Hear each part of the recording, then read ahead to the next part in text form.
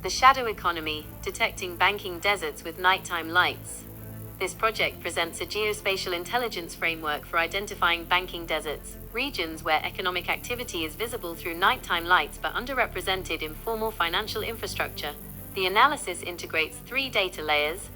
First, macroeconomic indicators are retrieved from the World Bank API, including GDP per capita and financial access metrics such as ATMs and commercial bank branches per 100,000 adults. The pipeline is designed with robust error handling, as some informal economy indicators are sparsely reported or unavailable for certain countries. Second, nighttime luminosity is used as a proxy for informal and agriculture-driven economic activity. The project includes a geospatial processing framework using zonal statistics to compute luminosity density per geographic boundary. In this demonstration, luminosity values are simulated placeholders. However, the same functions directly support real NASA VIIRS or black marble raster inputs without modification. Third, these datasets are combined into 3 indices. The Shadow Productivity Index, or SPI, measures luminosity density relative to official GDP per capita. The Financial Density Score, or FDS, is a normalized composite of ATM and bank branch availability. The banking desert gap is defined as SPI minus normalized FDS. High gap values indicate areas where economic signal is strong but financial infrastructure is comparatively weak.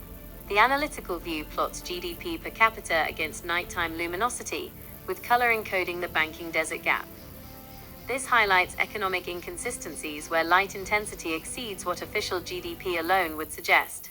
The application also includes a policy simulation layer. A simple, interpretable regression model estimates the historical relationship between financial access and formal GDP outcomes. Using an infrastructure investment slider, the app simulates how increases in financial density could affect formal economic growth in banking desert regions. These results are illustrative and intended for scenario comparison rather than causal inference. Country-level time series views allow inspection of how the gap evolves over time and how changes in shadow productivity and financial density contribute to that evolution.